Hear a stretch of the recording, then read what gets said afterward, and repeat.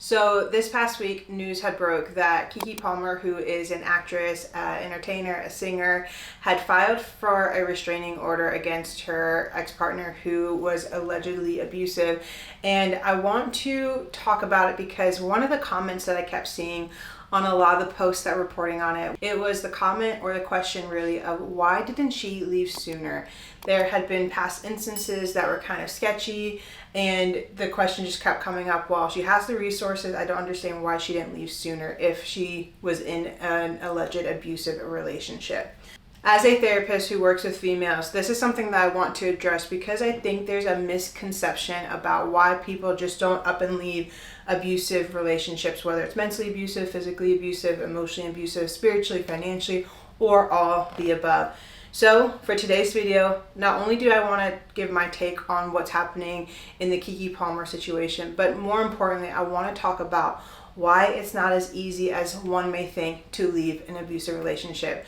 Now, I do want to give a trigger warning. I'm going to be talking about the topic of domestic violence. So if this is something that will trigger you or something that you are not comfortable hearing, please feel free to skip today's video and come back next week. Now, let's dive on in.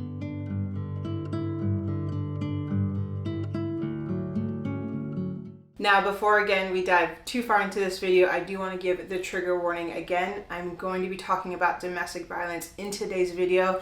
If that is something that is uncomfortable or triggering for you, please take care of yourself and skip today's video and just come back next week. I also want to make a note that I am solely speaking from an outside perspective and solely speaking from the news and the articles that I have read. I do not know Keke Palmer and her situation personally, but I do just want to make that note that I am speaking from outside looking in and solely based on the information that has been made public. Okay, so for those of you who are watching and you're thinking to yourself, who the heck is Keke Palmer or what the heck is going on with Keke Palmer?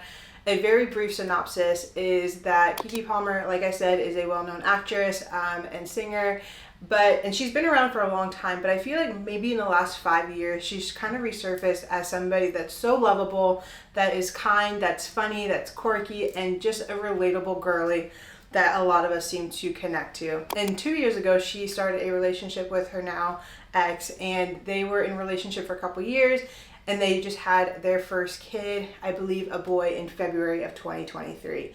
Now jump to July of 2023, there was an article that came out, or there was a story that came out, that her partner at the time had made really derogatory and just mean-spirited comments about Keke attending an Usher concert and how she shouldn't dress a certain way, how she shouldn't look a certain way and act a certain way because she's a mom.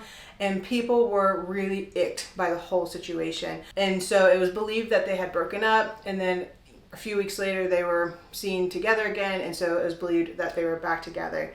This past week, reports came out that Keke Palmer has actually filed a restraining order against her ex and has filed for full custody of their son. Now, I don't know all those details, so I won't be going into it completely, but that is just a brief synopsis. Now, why is it important, or why is it something that I want to talk about?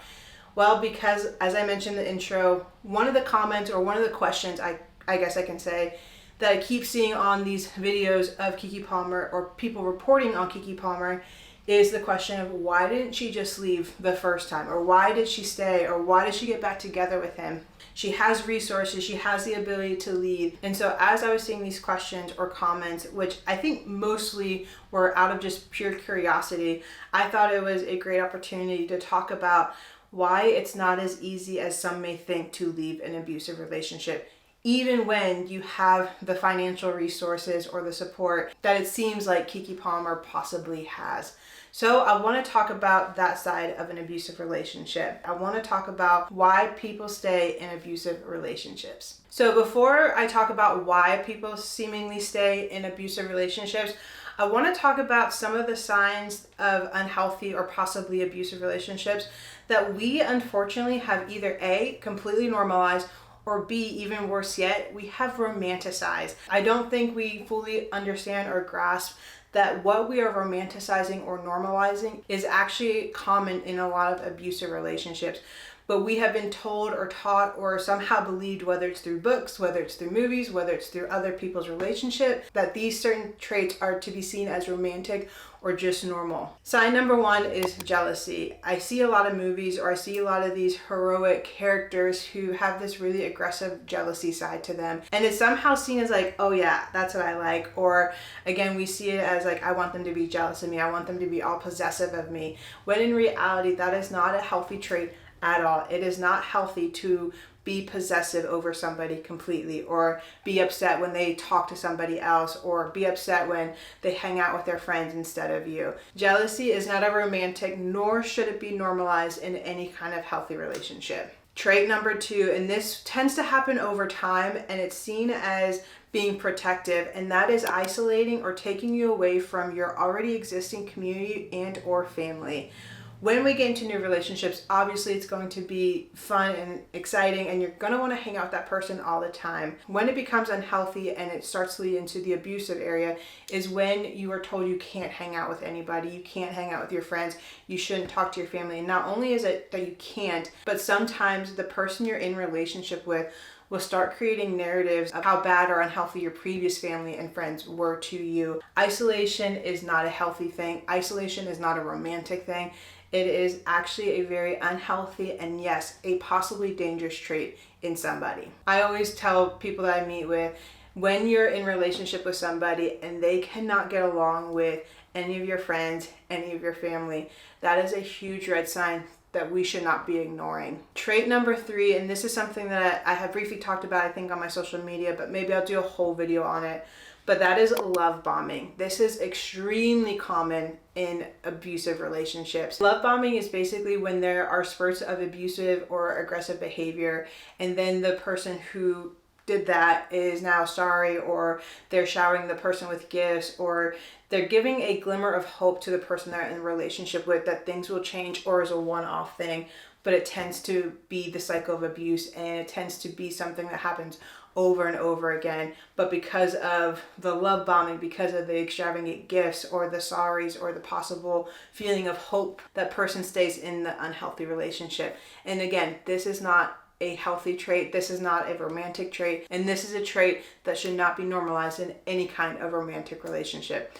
Obviously, we're human. We all have our faults. We're going to have moments. Totally understandable. But the difference between having a human moment and love bombing is human moments are moments of growth and taking full accountability and recognizing when they're wrong and working on themselves. Love bombing is completely self-centered, it is completely self-absorbed, and it is something that is typically done out of stress or when somebody is drinking a lot, and something that will never change because the person doesn't change. Trait number four, and this is something that I hear a lot about in my office, and it's just shrugged off as, oh, they're joking, or they're just, being sarcastic. And that's demeaning or invalidating language to the person that they're in relationship with. When somebody can continually tear you down with their words, it will get you to a point where you start to believe what they're actually saying. I've seen a lot of clients who have been in these relationships where they've been told how ugly they are, how if they ever leave the person that nobody's ever going to want them, or that they're just stupid. And it's brushed off as them joking or them just being upset, or they didn't really mean it. But you should not be in a relationship with anybody who continues to put you down verbally. If they can continue to put you down verbally, you're going to start believing what they're saying, and you're going to start walking in that truth instead of knowing the truth and knowing your worth and knowing your value. And then trait number five is going to be, again, aggressive and or controlling behavior, whether that's mentally, emotionally, or physically. This is really praised, I feel like, a lot in books and in recent TV shows that have come out, where it's typically these male figures or these male characters who have a really aggressive behavior, and it's seen as like romantic, or it's seen as something to crave, when in reality it's extremely unhealthy, extremely toxic, and yes, it can lead into an abusive relationship. So why do people stay? Well, I think we can first look at some emotional reasons that people tend to stay in abusive relationships. One of them being codependency, somebody who struggles with being independent, somebody who struggles with the idea that they can have the power to make decisions, or they have the power to be on their own, or whatever the case may be. Codependency is really big, and typically the abuser will know that the person can become codependent or that they are codependent, and they will use that to their advantage. Another emotional reason, and this is a big one, is constant feelings of guilt or shame. When people are in relationships with their abuser, they will feel guilty, and the abuser will make them feel guilty by saying things like, if you leave me out and myself, or if you leave me, then you're the worst person in the world. And the feelings of guilt and shame that are connected to leaving is really big on why some people don't leave abusive relationships. And then another emotional reason that people stay in relationships is, again, that sense of hope. When people are in the cycle of abuse, there's a sliver of hope that's shown each and every time. And sometimes people will hold on to that hope that will last them through the actual abuse until the honeymoon phase comes around again. And then there's some situational reasons on why people don't leave. So this can look like financial support. Unfortunately, this tends to be mostly with women, where they become financially dependent on the person that they're in relationship with, and the person they're in relationship with has made them financially dependent. Another situational reason can be due to the lack of community or friends or family. So again, what I mentioned before as a trait that we've normalized or romanticized in isolation of community and friends, this can actually lead to a reason why people don't leave an abusive relationship. Due to the isolation that this person has caused them, they feel like they can't reach out. They feel like, or they may not have the ability to reach out to people who maybe were once in their life. Again, whether it's friends or family, the person that they've been in a relationship with has made it to where they have become the only support system. And if the person leaves, they have no support. And humans don't tend to do well when there's no kind of support system. And then another reason that kind of falls under the situational reasons, and unfortunately this is still true to this day, it's religious reasons. I've actually worked with some people where they felt like they couldn't divorce because in the Bible it's been told that they can't divorce or they can't leave their spouse, even when they've been in emotionally, mentally, and physically abusive relationships, and the person is still not choosing to change because they don't see the need to change. And religion is sometimes used to condone unhealthy and abusive behavior, which, as a Christian, I do want to make it clear, I do not believe that God wants us to stay in abusive relationships mentally, emotionally, spiritually, or physically. And then the third reason I find that a lot of people stay in abusive relationships is due to a trauma bond. And again, this is often caused by the cycle of abuse. The cycle of abuse, generically put simply, is there's a tension that's built up, then there's conflict, which typically is the abuse, and then there's the honeymoon phase. And this cycle that happens over and over again creates an unhealthy trauma bond to the person that they're in a relationship with, which is the abuser. Again, the abuser has actually become that foundation of support for the person they're in relationship with. And it's believed that humans actually create an attachment to whoever may be in their life as a way of actually surviving. So people can actually create an attachment to their abuser, and oftentimes the bond will typically happen in that third phase of abuse, which again is the honeymoon phase, because as I mentioned before, when there's a glimmer of hope, when there's a glimmer of, oh, okay, they're going to change or they're going to be better, we hold on to that. And every time we hold on to that, there's a bond that's created, and then the cycle happens again. And so again, the third reason I feel like people tend to stay is due to a trauma bond that they've created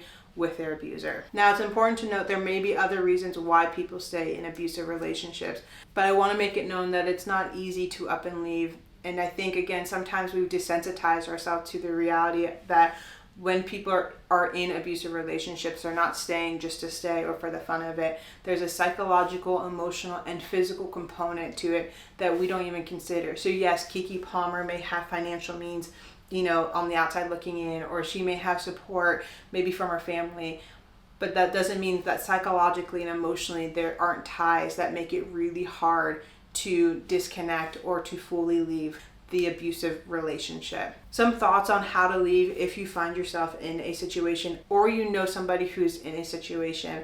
Number one is going to be create a safety plan, because it's been said that when people physically leave the relationship, that is actually the most dangerous time for them physically. Number 2, and this is going to be a big one, is going to be seek professional help, meeting with a therapist or meeting with a specialist to where somebody can come alongside you and partner with you. And then number 3 is going to be a hotline number, which is 800-799-7233. See, I believe you can have all the resources that one would need to technically leave an abusive relationship. But again, there's so much psychological, emotional, and physical risk factors, or factors that we don't tend to consider when leaving an abusive relationship. Abusive relationships can include physically abusing, mentally abusing, financially abusing, spiritually abusing, and emotionally abusing. All of those are reasons to leave a relationship. I think with what is happening to Keke Palmer, it hurts my heart because I can't imagine what we're finding out publicly, what really happened privately. I think we have to get over that thought of, well, you just leave if you have the means. It's not that easy. And I think with Keke Palmer, I'm hoping we understand that's not that easy, and that there's a journey ahead of her. There's a journey of healing that's going to have to take place. There's I'm sure, a court journey and a physical journey, and so much that's about to unfold and take place for her. It's not easy leaving an abusive relationship, and I am so sorry if you have ever felt judged for staying in an abusive relationship. I hope you know and you hear me when I say you are worthy of having a healthy relationship. You are worthy of being in a relationship with somebody who is going to value you, who is going to understand your worth and want to continue to build with you. I hope that this video was informational, it was educational, and it hopefully gave some insight onto why it's not as easy to leave abusive relationships as we seem to think it is. Again, if you find yourself in any kind of abusive relationship and you're looking to reach out, please reach out to the hotline. Again, that number is 800-799-7233. I'm so glad that you guys watched today's video. I know it was a little bit heavier, but this is something that we need to continue to have conversation about and hopefully bring more understanding to. If you're interested in all things mental health, therapy, faith, pop culture, then this may be the channel for you. And I would love for you to go ahead and hit that subscribe button, hit that like button, and turn on your notifications. That way you guys are notified when brand new videos are out and ready for you to enjoy. Be sure to tune in next week for a brand new video. Until next time, guys.